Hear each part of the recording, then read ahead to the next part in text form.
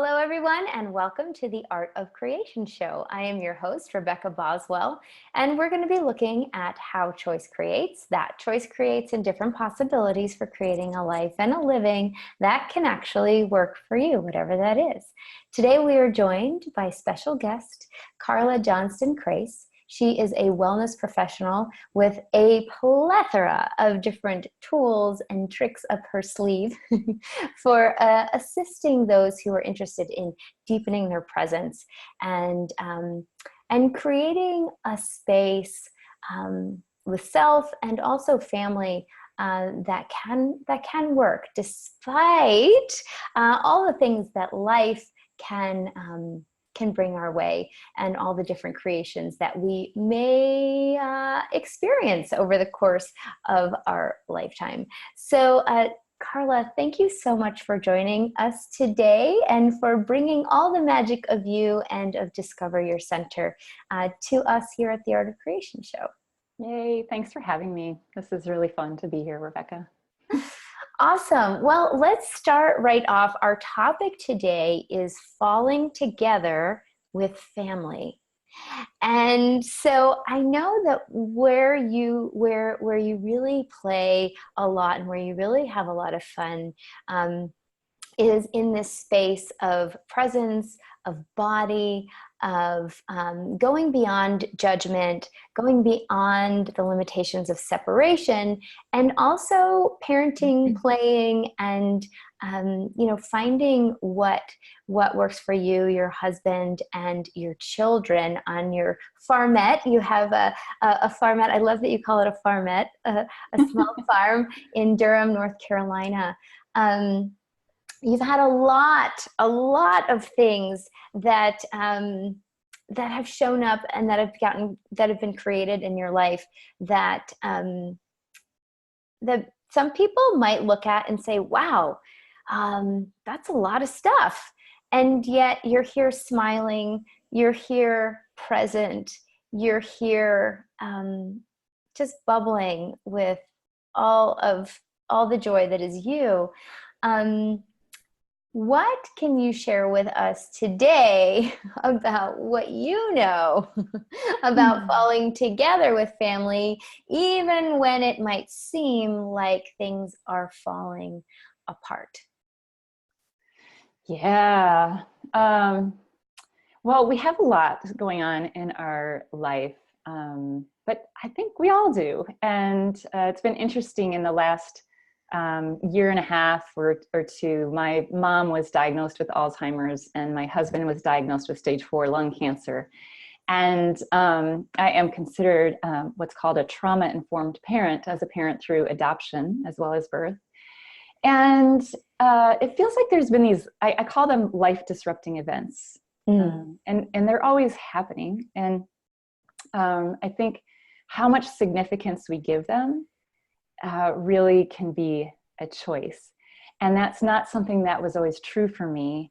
And it's not something that I think is easy to sometimes be or talk about. I realized last year, we're coming up, next week will be 1 year since my husband's diagnosis, and it was a big shock. And shortly after that, it was interesting how I was playing with all the tools that I play with in body, yoga, Ayurveda, and lots of tools from Access Consciousness, in just what was true for me and what was true for us. And we had both discussed, Ben and I, that we had this huge sense of gratitude, and then sort of went like, wow, isn't that strange that we have gratitude with a diagnosis like this?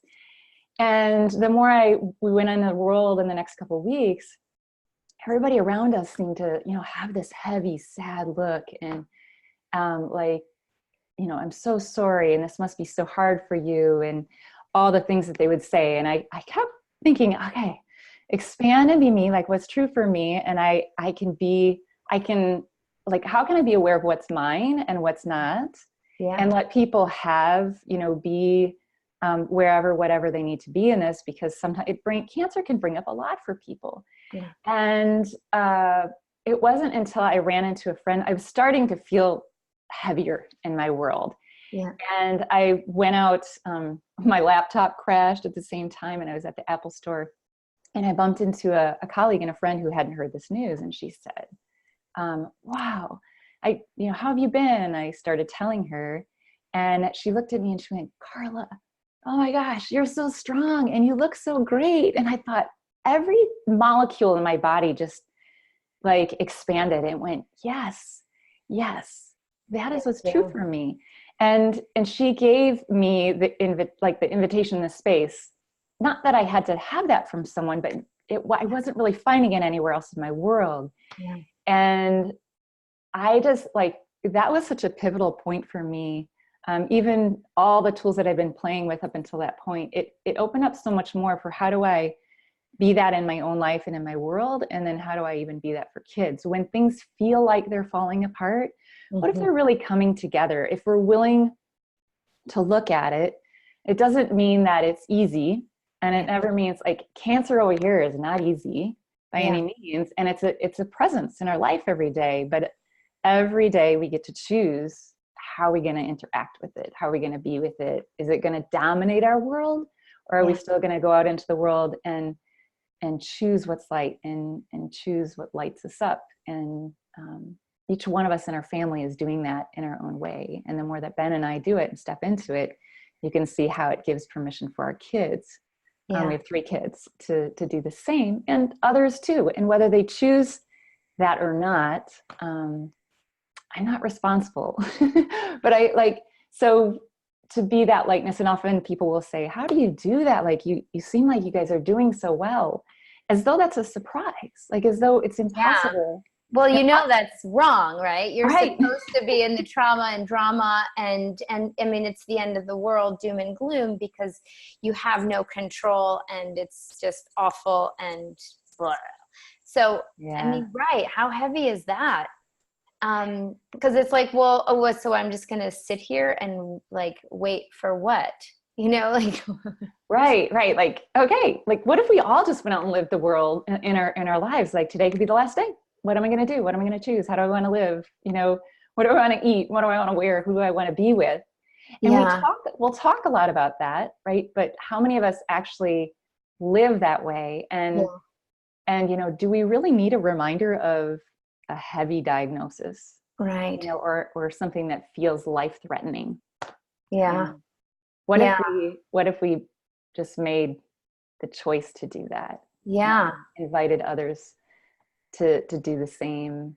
And so it's made me aware of a lot of the body tools that I use really are because as an adoptive parent, my whole body just started to kind of fall apart. And as I was studying Ayurveda and just starting to pay more attention to my body and to the seasons and how to receive from nature and how to tap into what was going on in my own body, I began to realize how much I was just not choosing what was true for me. All the parenting books, all the workshops, all the counsel, all of the experts bringing in the information about what adoption is or isn't, how you're supposed to parent an adopted child, in a transracial family. My girls were born in Ethiopia. How even all the health, the body issues that they came home with. And very early on, I had this sense okay, this is just not physical body. And I began to dabble and just explore with tons of practitioners in my small town in Wisconsin. What else is possible? And I would see these big shifts in my girls' bodies when we were not with some of the experts, but we were more with the people playing with alternative tools, complementary tools, energetic tools, or even when we were just playing, outside, or we were in Lake Michigan, or we were on the grass. Those were contributing in a totally different way. And it opened up a whole world for me to see how we can take on that experts' opinions, or even other people who are important in life. What are other people saying about what's going on in our lives or our bodies, or my kids' bodies, or my kids' And what point of view? So are we coming from a point of view, and is that actually coloring everything that we see and perceive, and, even tell ourselves that we know or don't know? I was having a conversation the other day with someone about my grandmother who's 97. And this person said, oh yeah, well, geez, at that age, that must be so strange. You could die any minute. And I thought, and it was from this energy of like almost waiting for the shoe to drop. You know what I mean? Like waiting for just like the expiration to go ding and you're done, and just sitting there like, oh, is it going to happen now? Is it going to happen now? Is it going to happen now? Is it going to happen now? I mean, just think she might live to be 110. Like that would be 13 years of waiting for the shoe to drop. Whereas you could say the same thing of like, wow, she could go at any moment and come from a completely different point of view and perceive a whole different reality and look at it as like, wow, yeah, so what would I like to choose today? And who would I like to see? And what would I like to eat? And what would I, like to play with? And, from that place of like, wow, there's all this stuff, and what can I choose of it today? And I'm going to just keep choosing as much as I can and have as much fun as I can and, play as much as I can, until I don't anymore. And so it's so interesting how we can have something, and it depends, camera one, camera two, like how are we interacting and engaging with it? So when these things come through, these life disrupting events, what you're saying is, we can either be the effect of them and have them literally affect everything that happens in a way that creates less or more overwhelm, or maybe more contraction, other troubles in our bodies. And we can look at them also as a catalyst, like, okay, cool, this is something that is now creating a new trajectory. And now, instead of looking at what is no longer possible or what has changed in a quote negative way, we can also look at it and say, okay, so what is now available that maybe hadn't been available before? And how would I like to choose to interact and engage with this, new set of variables? You're talking about engaging your body, and that has been part of your process. What are some of the tools that you use, or some things that we can share with people watching today if they are either currently engaged in a life disrupting event, or have been part of one, and it still has sort of a wake in their lives? What are some things that they can choose starting right away to begin to have more peace with their body, through their body, and transform that situation? Oh yeah, there's so many. And this is one of the things that I really love when I'm coaching and facilitating, or even teaching a yoga class, is just inviting people to tap into what lights them up. Because everywhere when you're experiencing a life disrupting event or parenting, people will talk about parenting is so hard and you have to practice self-care, or you're caring, we have to care for the caregivers. And what ends up happening is there's more judgment that builds in the world about what we're not doing. And it's very heavy. Yeah. So one of the things that I love to do myself and invite people to is, it's the little mantra that I run through me, and it's just root down, rise up, expand out. Because first of all, what I learned when I started playing with yoga and Ayurveda is with those points of views, the same way, okay, so I began to just like study and ask questions and watch my kids and be aware of how trauma seems to be stored in these little bodies. And from the very first moment I met my daughter, I was like, whoa, big being, tiny body. And I could see that, like, and it was almost like sometimes it was colors or it was different images that I was seeing in the body.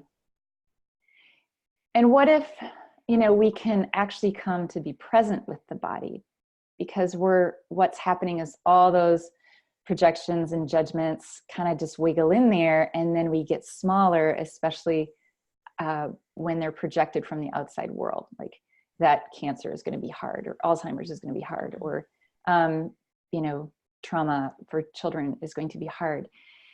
And the more that builds up, whether these are they don't necessarily have to be verbal said, they're in existence, and I feel like they press in, the body contracts and we feel small. So I always feel like root down and connect to the earth, because the earth is always gifting, and rise up to the skies, and then expand out and everywhere, to just begin to feel more of you and the energy of you. And the most powerful question is, what else is possible? So often when I do that and I say, okay, what else is possible here? I'm feeling very contracted in my body.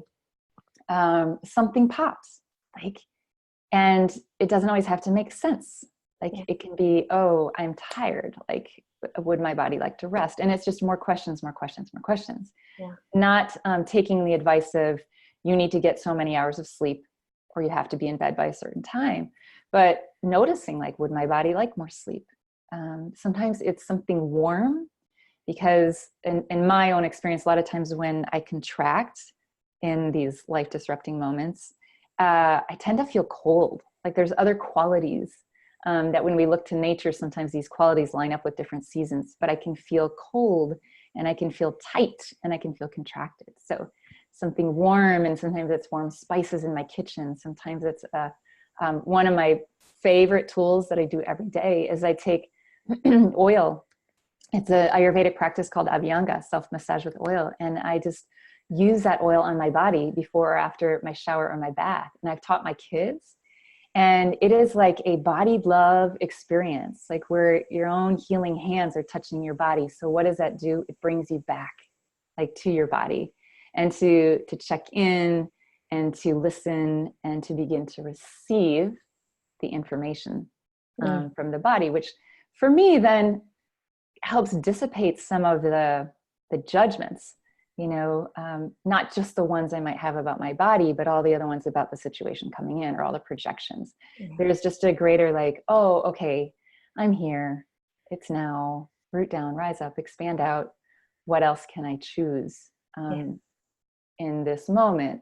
And I mean, and sometimes it is crying, or it is releasing, too. I'm not saying that we have to use positivity and brush it all over, because there are moments that there's some real heaviness in some of these, experiences. And that if we try to not be present, using body tools or simple practices can bring you into the body to really let them move through the body, not to hold them at bay over here, because that just then gets more contractive. Yeah. So really allow it. So checking in. And so whatever's required, I mean, it may be when you're supposed to be feeling sad that you actually would like to choose joy. It could also be feeling, or sensing a sadness or something, or something coming out that maybe isn't, pretty or pleasant. And it's a beautiful day. So you shouldn't, and acknowledging, and this is here. So let's release it. Let's allow it to be, so that it doesn't continue to fester and stick us, and become something that we're trying now to pretend isn't there. It takes a lot of energy. All those programs running in the background, using up the data.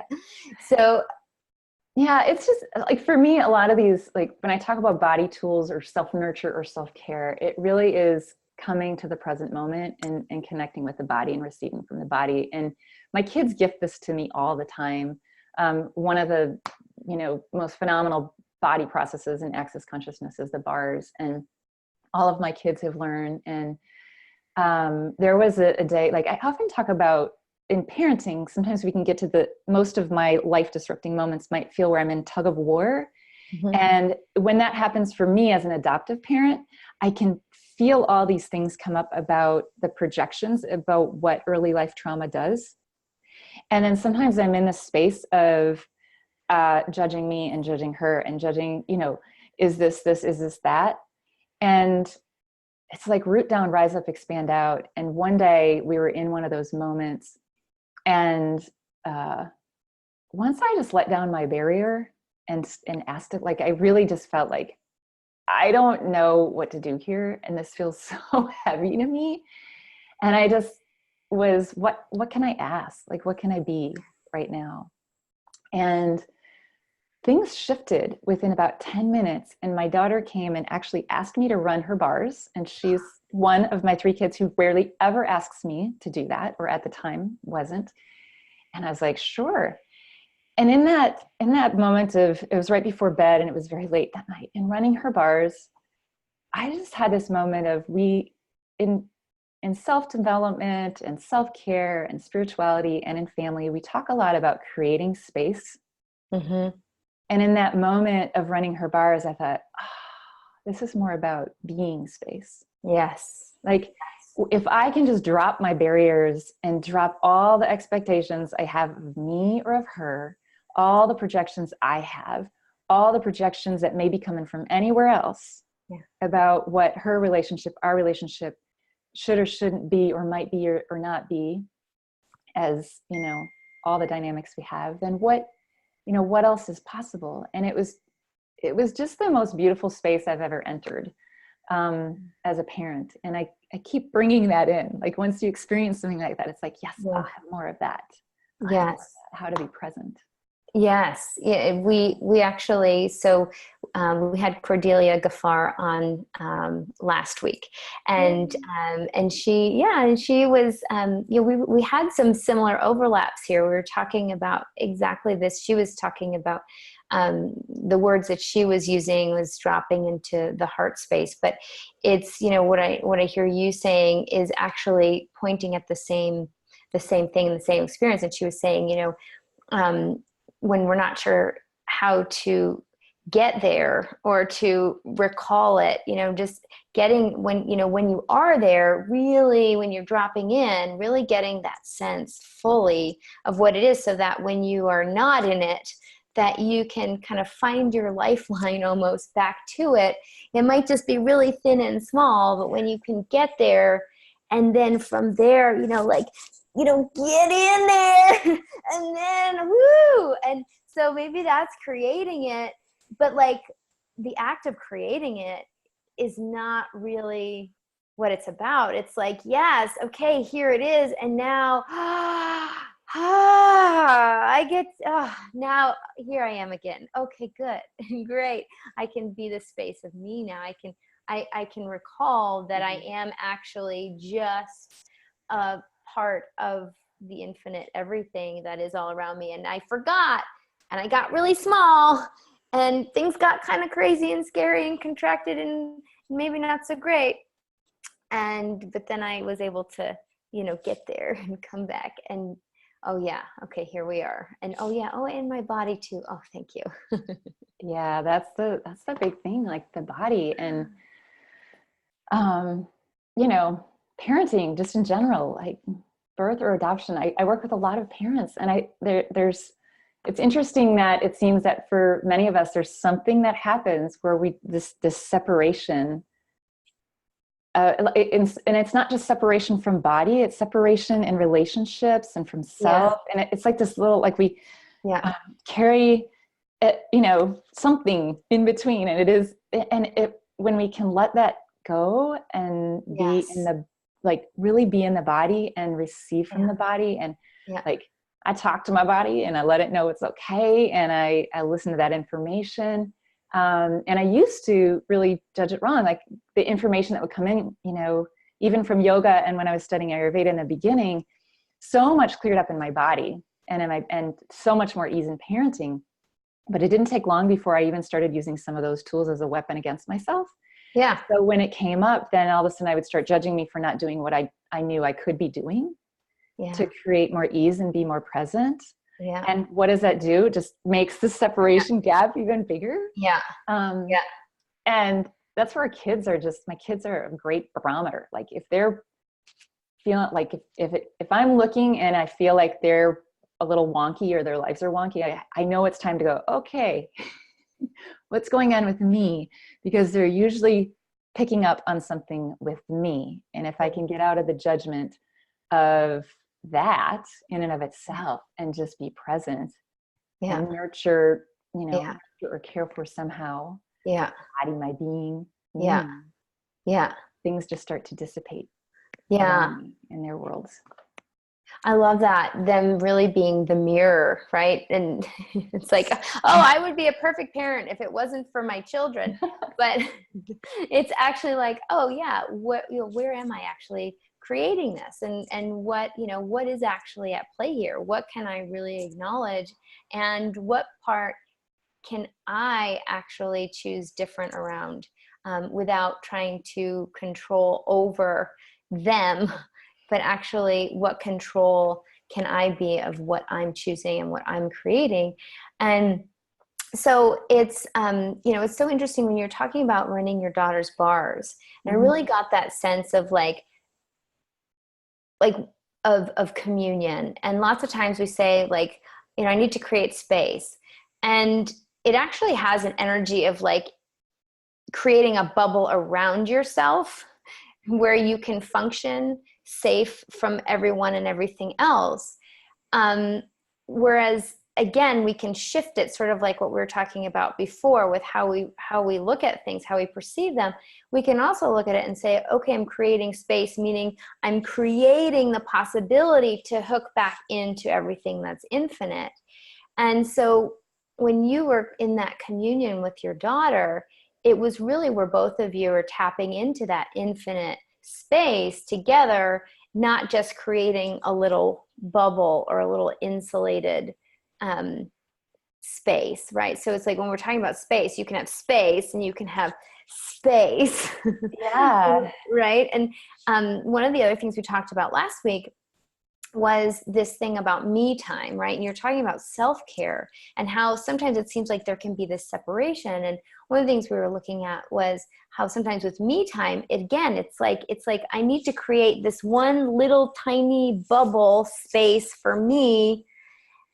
And there's already all this lack energy. There's all this other stuff that's already kind of been concluded in that. Like I can't be me any other time, and there's no place for me anywhere else. So I have to carve out this little self-care, this little thing for me, which is really just an interesting point of view. And what you're talking about is actually this practice of being space, right? Get there however, create it, get there however works for you, and then really be it. And that is the everyday living practice of showing up every day in your life, regardless of what shows up, whether it's a life disrupting event or just being late, your kids being late for the bus in the morning, whatever it is. So what else, what else for people who are going through things, you're talking about parenting and some of the things coming up for you that you're trying to tease out what's what. And, you also have a birth daughter. And so I'm sure this too. We all are constantly looking at these relationships with our children, spouses, everyone that we come into contact with. And they can be messy, and they're not always easy. And it is oftentimes the default to want to separate or, either for protective reasons or maybe even to punish the other person. But where else do you find that you're able to minimize that separation and create more of that communion and that capacity to be the space, regardless of what's going on? Oh, that's a good question. There's a couple things. So one, I learned early on when I was in my yoga teacher training, and everyone in my teacher training was talking about like the hour of practice they were doing every morning. And I had 3 young kids, and Post-adoption was pretty intense at times as my girls were adjusting to everything new. And I just thought, that's not possible. And I either had a choice of no practice or figuring out how to make this work. And so I think as a parent, sometimes we can come up with excuses, and our kids, we can use as an excuse to not care for ourselves or nurture ourselves. But when we actually do care and nurture for ourselves, it's the greatest gift we can give back to our family. Sometimes we do it, like we get that our bodies, our beings, like require a little time away from the other bodies in the family, and that's possible. And many times it's not possible in the moment that you feel like you really, really, really need it, or you're going to fall apart. And that's where I think it's like a playfulness, and that whole root down, rise up, expand out. Like, what can I choose in this very moment? And, back to my yoga teacher training, I would start doing my yoga and anywhere I could, outside, in the kitchen, in, the actual yoga playroom or the living room. And my kids would start to play with me. So my kids actually began to see how to be in a body, care for a body, and just through my own practices of doing that, and I always sort of say it's like the day to day, the moment to moment, the breath to breath, wherever you can get it in. Sometimes that is 3 breaths, and sometimes that is a full hour, which is delightful. And what if that could be the aim, to have that kind of self-care and that time for you every day, or a whole day to nourish. But when it's not possible, what can you do? And what does that look like? And how can your kids contribute? And how can you contribute to them? Nature is always the invitation. Ever abundant. When I'm feeling, it's so abundant and never judging.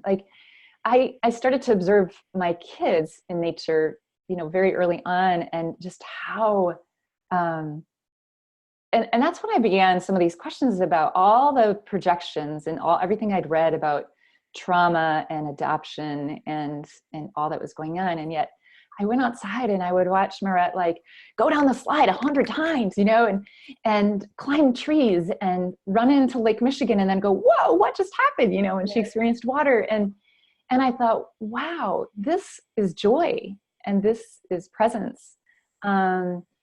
Nature doesn't judge.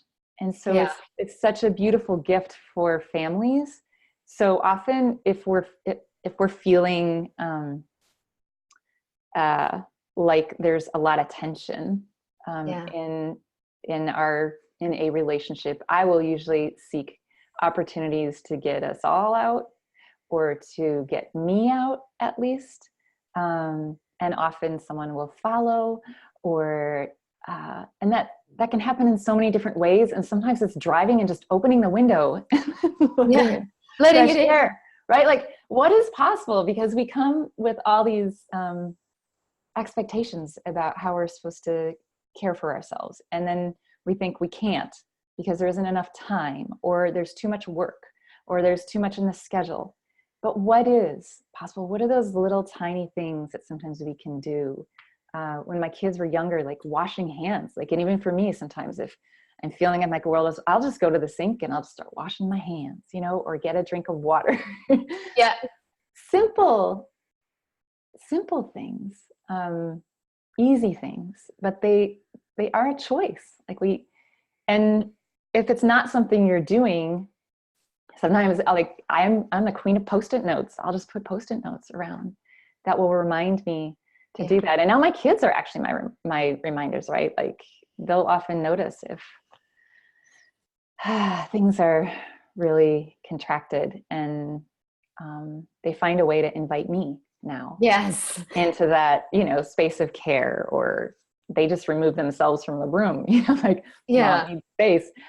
So there's no right or wrong way to do it, other than, I guess, just to choose. Choose. And the way to choose for me is just ask a question, because the world of judgment is a world of projections and answers and things solidifying. And when you start to even that question, there was a moment about 1.5 years ago before school. And everything just was, Ben was out of town, and our morning just felt really off. And one of my daughters and I just kept kind of getting into the tug of war that I call it, and I've learned I'll often think in my head, like, drop the rope, Yeah. I have a choice to drop the rope or keep tugging with it. Yeah. And sometimes as a parent, that can be a little scary, because then we're like, well, what's going to happen now? But I mean, I backed up and I just said, I don't, in my own mind, I was just sort of like, I don't know what to do here. I don't know what to choose here. I don't know what's going to change it, but this isn't working. And I took a deep breath, and I actually told her, she doesn't like to be alone in a space. And I just said, I'm opening the door. I'll keep the door open. And I walked out. We were in an apartment at the time, and I walked out the apartment. I sat there and I just kind of breathed in the air and tried to receive all I could from nature. I went next door. I asked my neighbor if she could take my other daughter to school. I sat there until it just felt like all things shifted. And I went back in, and it was like everything changed. And we went out and we ended up cooking a second breakfast and hanging out. And I got her to school really late. And everything was okay. And that was, how we have the capacity as parents to shift the energy and to shift the moment, and to invite our kids to know that they can do that too. It requires letting the walls drop. Yeah. It requires choice.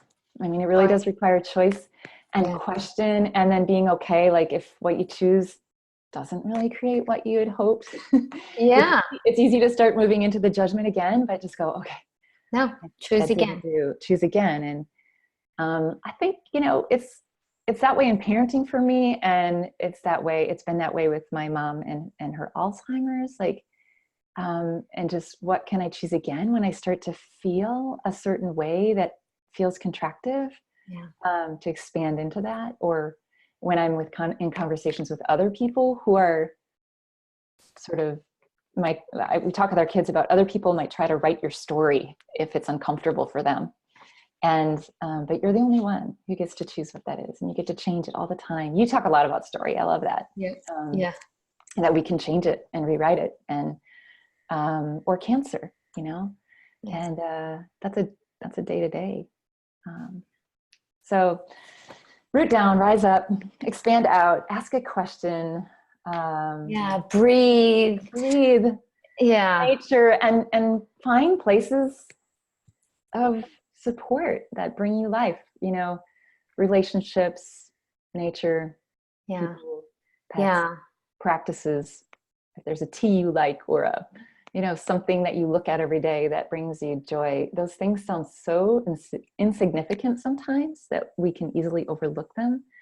But you choose one, and it just sort of, and then you like the next and the next and the next. Choose where you are. Sometimes getting from here to here is, it seems completely impossible. And that's where it's like, I can't, right? And it's like, that's where we come to that place of, presence. Okay, so I'm here now. Let me acknowledge it. Let me see it. Let me really look at it. Let me not judge it. Or me, let me breathe. Let me just breathe, recognize I'm alive, and ask a question. Okay, well, what can I do? What can I do? I can't maybe take that one step to here. Like, I could take a step here. And what would that look like? And am I willing to choose it? And then when I get here, everything looks different. And I mean, I don't know what your experience is, but from where I sit, lots of times, you take this step, and all of a sudden this thing is totally irrelevant, because now it's like, oh, this is actually cool right here. I'll just go there. Or it's something completely different. That's very much what it's like. And I want to say too, like, for anybody who might be listening now or in the future, like, if you're at that moment where you do really just feel like it's falling apart, and that's okay too. Like, many of my moments that have felt so low and heavy, sometimes it is about just being okay with that for a moment, because the more we resist it and just try, like, sometimes we find ourselves just trying to choose change. But it's like, oh, okay, this is heavy. This isn't working. And I've had many moments where I'm just like, bring it on, God, source, universe, what else I know there's something else possible out there. And I, like that morning with my daughter, going out into nature and going, I don't know what to choose. Can you show me? Show me something. Show me something. Because right now this isn't working. I can't think it through. Yeah. And that's where expanding out to where we can actually receive whatever comes through can just be a kindness to ourselves.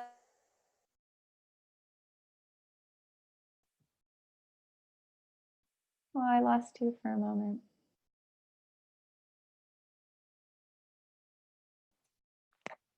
Let's see.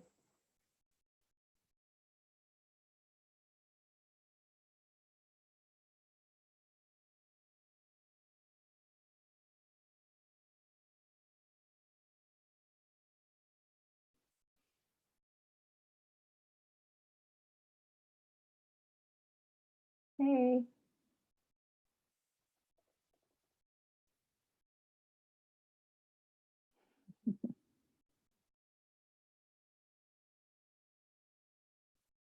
Another life disrupting moment. We never know. She's coming back.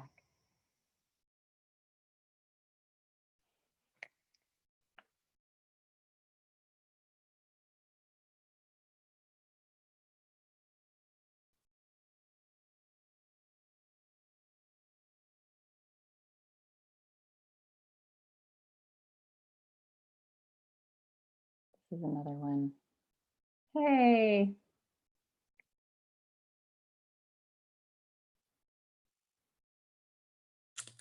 Hi. Oh my gosh. Well, there you go. To edit out somehow. This is just another life disrupting moment, right? Root down, rise up, expand out. What else is possible? Yeah, what else is possible? My Here you are. Totally shut off. So I'm gonna I know we're just 3 minutes out. It's okay. I'm okay. So we'll just acknowledge that real quick. And then I'll just wrap up and then we can see what all is possible in terms of editing this little part out. How's it getting better? Cool. Okay. I don't suppose you remember what you were saying when I cut out, do you? Not in this. It doesn't matter. You probably finished saying it anyway. I was wrapping up. Yeah. Okay, cool. It's just a question, like, again, I just want to affirm wherever you are, it's that to be present, because when you're totally present and you're allowing what is, whether it's a life disrupting moment, whether it's your body, whether it's your kids, no matter what it is, the judgment can dissipate and the clarity can enter of like what's yours, what's not, and what you can choose. And the questions will create. And because I want to say, like, sometimes people will say to me like, oh, you just make this all look so easy. It's like, no, this is why I use the tools, there are days that feel wonky, but what I know now is I don't have to stay there so long, or I can, if I choose. But if I choose some tools and I don't have a lot of judgment about, which one lights me up or how, or why, or what it's going to create, it shifts something. It shifts something that just opens up more space, and in all that space, it's just being me. And I'll continue to do that because I know there's more of me that wants to come out and through, like, every day and every event and every moment.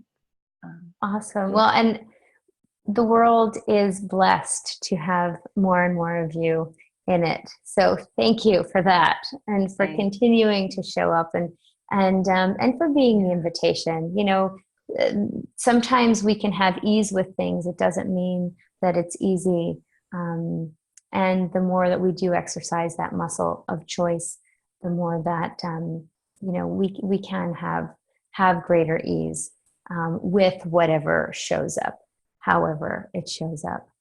So thank you so much, Karla. I really appreciate your chatting with us today. The link to discoveryourcenter.com will be in the show notes. And we will also put that little mantra in there as well, so people can play with that and see what it creates in their lives. I'll also add, every time the seasons change, I have this like little tickle to play more. And so I just had a tickle again this week. And I'm actually going to be, if anybody wants to play with the various tools that I like to play with, and receiving nature, I'm going to do a 4-week series that is harmonizing through the winter holidays. And like my holidays used to be really wonky and really heavy, and now I get to choose what they're going to be. And some of those old traditions and old points of views have just trickled away, and new things every season, every year arise. So that's fun. You can find that at discoveryourcenter.com. There'll be breath work and body tools and questions and energetic exercises and all the things that I like to play with. Yeah, a little space throughout the holidays, a little more harmony. Interesting idea you have there. Yeah, I wonder. Well, it sounds amazing, and like I said, we will have that link in there, so it will be easy to find.